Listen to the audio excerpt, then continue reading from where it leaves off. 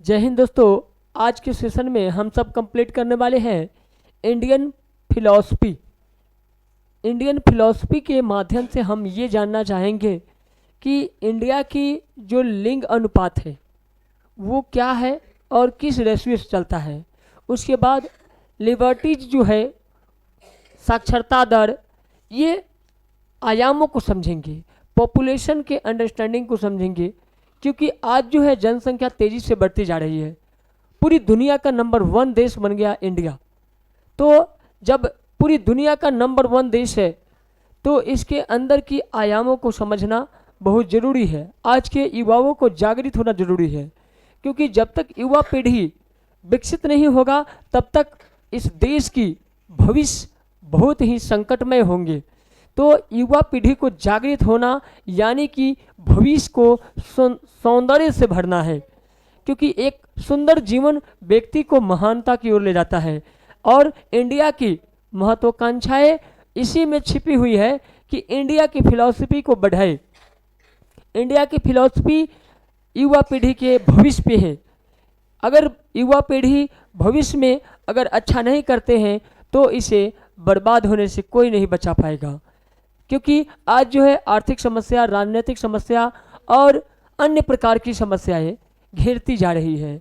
India की traditional market जो है वो पीढ़ी दर पीढ़ी कमज़ोर होती चली जाएगी अगर इस रेवेन्यू को नहीं समझे तो हम सबको कोशिश करनी है कि पूरी इंडिया में इसे जो है जागृत करे युवाओं को, और युवाओं को बल दे, उसे एजुकेशन देकर, उसे अन्य प्रकार के स्किल अप करके।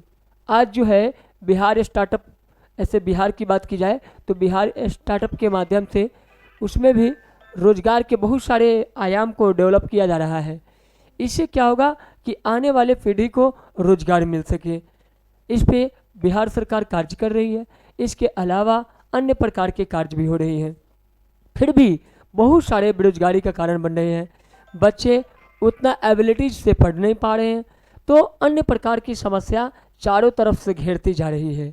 इन तमाम समस्याओं से ऊपर आने के लिए युवा को जागृत होना होगा, और युवाओं को नौकर नहीं मालिक बनना होगा। उसे ट्रेडिशनल मार्केट का हीरो बनना पड़ेगा, उसे जो है रोजगार पैदा करने वाला बनना पड़ेगा, क्योंकि बिहार के रेवेन्यू दिन प्रतिदिन बदलती जा रही है और जनसंख्या जैसे जैसे बढ़ेगी वैसे वैसे रोजगार को डेवलप करना काफ़ी संकटमय होगा। तो हम इन तमाम चीज़ों को इस सेशन में कंप्लीट करेंगे। अगर वीडियो को लाइक नहीं किए हैं तो लाइक कर लीजिए, और इस तरह के और वीडियो चाहेंगे तो सब्सक्राइब कर लीजिए, ताकि आपको लेटेस्ट नोटिफिकेशन मिलता रहे। हम डायरेक्ट पॉइंट पे आते हैं और इस चीज़ को समझते हैं।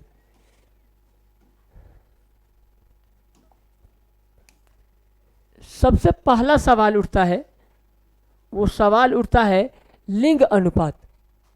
लिंग अनुपात क्या है?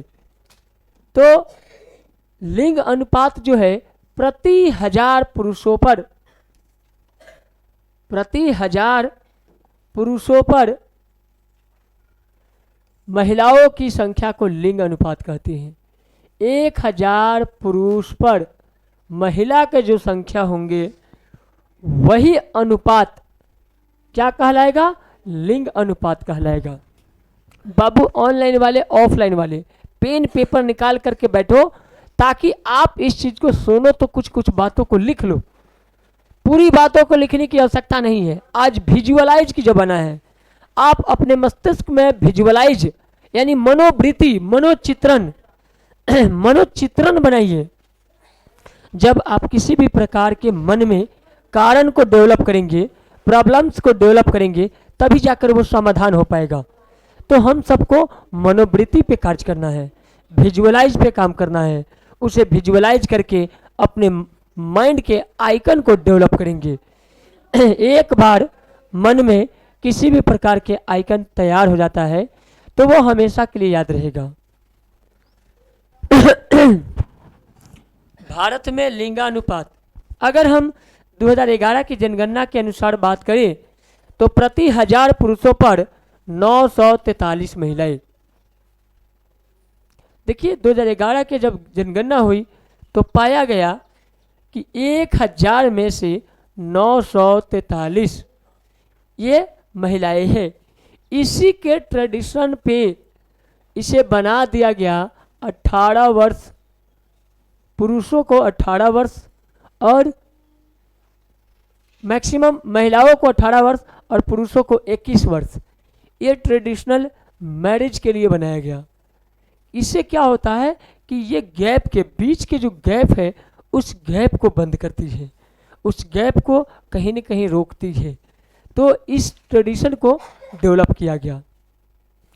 2011 की जनगणना के अनुसार केरल में लिंग अनुपात 1084, यानी कि 1000 अगर महिला है तो 1000 पुरुष है तो महिलाएं की संख्या बढ़ जाती है, 1084 हो जाती है। तो कहीं देखा जा रहा है कि लिंग अनुपात कम हो रहा है तो कहीं पे ज़्यादा हो रहा है, कहीं पे महिला ज़्यादा है तो कहीं पे पुरुषों की संख्या ज़्यादा है। जैसे हमारे देश की देखा जाए तो देश में देखा जा रहा है कि 1000 पुरुषों पर बताया जा रहा है 11 के अनुसार कि 943 ही पुरुष बचते हैं। और केरल की बात किया जाए तो केरल में जो है वो बढ़ जाता है, जबकि दिल्ली में लिंग अनुपात 866।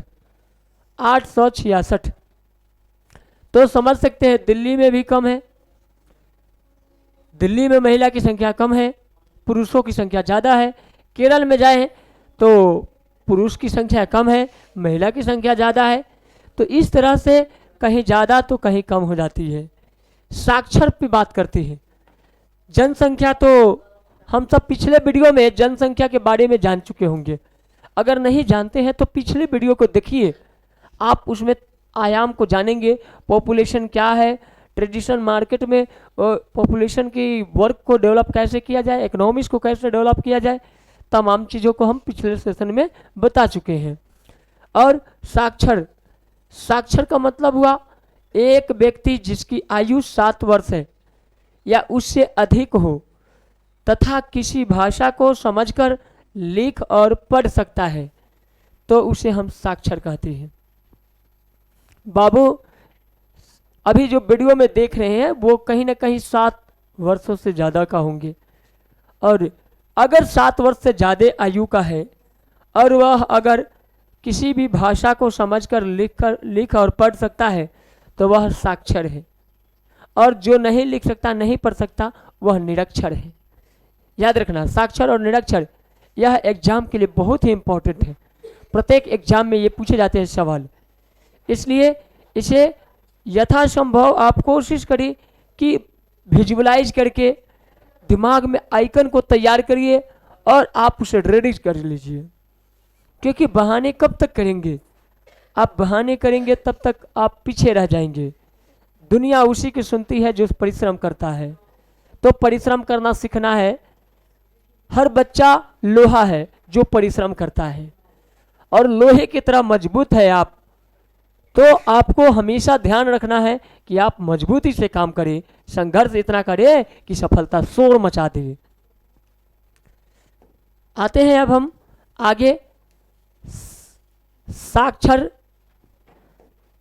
भारत की साक्षरता दर। आते हैं इंडिया की जो साक्षरता दर है, इस पे भारत की साक्षरता स्तर में लगातार सुधार हो रहा है। भारत दिन प्रतिदिन स्टडी मटेरियल को तैयार करने में, पढ़ाई को डेवलप करने में हर गली गली में शोर मच गया है। आज जो है हमारे इंडिया के लगभग लोग जो है स्टडी में सुधार करने में लगे हैं। 2011 की जनगणना के अनुसार देश की साक्षरता दर 74.8% है, यानी कि 100 लोगों में 75% लोग, इसको मैक्सिमम मान लिया जाए, 75% लोग जो है वह साक्षर है इंडिया के रेवेन्यू के अनुसार, जिसमें पुरुषों की साक्षरता 82.14 इतना प्रतिशत पुरुष जो है शैक्षिक है, इतने पुरुष शैक्षिक है। महिलाओं की बात की जाए तो वो 65, 0.46। तो महिला कम साक्षर है, लेकिन पुरुषों की संख्या कहीं ना कहीं ज़्यादा है। भारत में सबसे अधिक साक्षरता वाला राज्य केरल। अगर पूरे इंडिया की बात किया जाए तो इंडिया में सबसे हाईटेक जंप कर रही है केरल। स्टडी मटेरियल को रिडम करने में वहां के ऐसे इंग्लिश के लैंग्वेज को भी कहा जाए तो केरल आगे जा रही है। केरल की जो है साक्षरता दर वह 93.9। समझ सकते हैं कि 93 कहीं ना कहीं इंडिया के रेवेन्यू को आगे ग्रोथ कर रही है। तो वह जो है 93.9% है। भारत में सबसे कम साक्षरता वाला राज्य की बात किया जाए तो वो है बिहार, जिस बिहार से हम बिलोंग करते हैं। आज जो है जिस बिहार से हम सब देश की सबसे ज्यादा आईएएस, आईपीएस, बीपीएस क्वालिफाई करते हैं, पूरे भारत में सबसे अधिक अगर आईएएस और बीपीएस की बात किया जाए तो वो जो है हमारे बिहार से निकल के आती है। बिहार के मैथ इतना स्ट्रांग है जिसका अंदाजा लगाना बहुत ही मुमकिन है। तो जिस देश से ज्यादा सीटें प्राप्त करते हैं उस देश की साक्षरता देखिए मात्र 63.82 है। यानी कि बाबू आपको हमेशा के लिए याद रखने की आवश्यकता है, भारत में सबसे अधिक साक्षरता वाला राज्य केरल 93.9%, भारत में सबसे कम साक्षरता वाला राज्य बिहार 63.82%। तो इस रेवेन्यू को आप रिडम करें और तैयार रखें। हर एग्जाम में पूछे जाते हैं, चाहे वो बाबू 10th क्लास का हो, 9th क्लास का हो, चाहे किसी भी कंपटीशन का एग्जाम हो, नीट का हो, जेई का हो, मेंस का हो, चाहे वो एसएससी हो, जीडी हो, रेलवे हो, अन्य प्रकार के टीचर हो, अन्य प्रकार के एग्जाम में ये सवाल पूछे जाते हैं। तो अक्सर हम सबों को ये ध्यान में रखना चाहिए कि हमारे देश की सबसे ज़्यादा साक्षरता वाला राज्य, कम साक्षरता वाला राज्य कौन से हैं। अब हम बातें करते हैं व्यवसायिक संरचना, कंस्ट्रक्शन ऑफ द बिजनेस। विभिन्न व्यवसायों को करने के लिए देश में विभिन्न लोग होते हैं या भिन्न लोग होते हैं और इन व्यवसायों को बांटा गया है। प्राथमिक में देखा जाए तो वो खेती, पशुपालन और खनन को। द्वितीय क्षेत्र में देखा जाए तो उद्योग धंधा को और तृतीय क्षेत्र में देखा जाए तो परिवहन संचार को। इन तमाम तरीके से बांटा गया है देश के व्यवसायों को। 3 सेक्टर है। फर्स्ट प्राइमरी सेक्टर में आता है एग्रीकल्चर, पोल्ट्री फार्म, उसके आता है सेकंड सेक्टर में आता है इंडस्ट्री। थर्ड सेक्टर में आएंगे तो आएगा ट्रांसपोर्टिंग, कम्युनिकेशन। तो यह जो है इस तरह से बांटा गया है व्यवसायों को और हम ट्रेडिशनल मार्केट में डेवलप करने के लिए कोशिश करते हैं। तो इसमें क्या है, 2 तरीका का मार्केट हो जाते हैं, एक ऑर्डिनरी, एक एक्स्ट्रा ऑर्डिनरी। जमाने ऑर्डिनरी पे नहीं, एक्स्ट्रा ऑर्डिनरी पर चल रही है। ज्ञान ऑर्डिनरी नहीं, एक्स्ट्रा ऑर्डिनरी चाहिए, क्योंकि हम अपने माइंड में अच्छे विचारों को लाने के लिए हमें मेहनत की आवश्यकता होती है। खराब विचार ऑटोमेटिक सिस्टम है कि माइंड को ब्लोइंग कर देगा। जैसे हम खेतों में अच्छे फसल को लगाना पड़ता है और खराब फसल ऑटोमेटिक उग जाती है। यानी कि हमें उसी प्रकार माइंड को डेवलप करना चाहिए, अच्छे कार्यों में एंगेज करना चाहिए। अगर अच्छे कार्यों में एंगेज नहीं करते हैं तो आपका माइंड ब्लोइंग होने से कोई नहीं रोक सकता। अच्छे आदतों को लगाने के लिए परिश्रम की आवश्यकता होती है, खराब आदतें ऑटोमेटिक हो जाती है। बॉडी को फिट होने के लिए एक्सरसाइज करनी पड़ती है और बॉडी को आलसी बनाने के लिए ऑटोमेटिक हो जाता है। पढ़ाई की आदतों को डेली रूटीन वाइज पढ़ना पड़ता है, रूल का फॉलो करना पड़ता है। रूल को बिगाड़ना तो ऑटोमेटिक हो जाता है। अच्छा भोजन के लिए हमें रूल को सीखना पड़ता है, सिखाना पड़ता है। खराब रूल्स तो बच्चे ऑटोमेटिक सीख जाते हैं। मोबाइल पे अच्छे वीडियो दिखाने के लिए दिमाग पावर, मेंस पावर की आवश्यकता होती है। उसे एंगेज करना पड़ता है, बच्चों को प्रेशर करनी पड़ती है। खराब वीडियो तो ऑटोमेटिक उग जाते हैं, ऑटोमेटिक आ जाते हैं, ऑटोमेटिक रील्स में आ जाते हैं बच्चे और बर्बाद हो जाते हैं। आज जो है हमारी युवा पीढ़ी बहुत तेज़ी से बर्बाद भी हो रही है।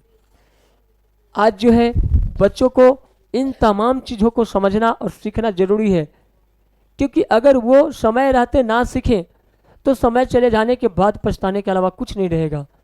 इसलिए समय पर समय से खर्च करें। जैसे एक किसान अपने समय पे फसल लगाते हैं और वो फसल में खाद पानी सब प्रकार के मटेरियल्स को देते हैं ताकि वो बेहतर हो सके, क्योंकि एक समय के बाद वह पुनः समाप्त हो जाती है। आम अगर है, पेड़ पे आम रोपे हैं या किसी भी प्रकार के फल, सीजन पे ही आती है, लेकिन सीजन से पहले ही मेहनत करने की आवश्यकता होती है। आम तोड़कर उसमें लाखों पानी पटा दें, खाद पानी डाल दे, कितना भी परिश्रम कर ले तो आपके पास फल नहीं आएगा। आपको वेट करना होगा फिर अगले 1 साल के लिए। उसके बीच चाहे आप कितने भी खर्च कर ले, आपको फल नहीं दे सकता।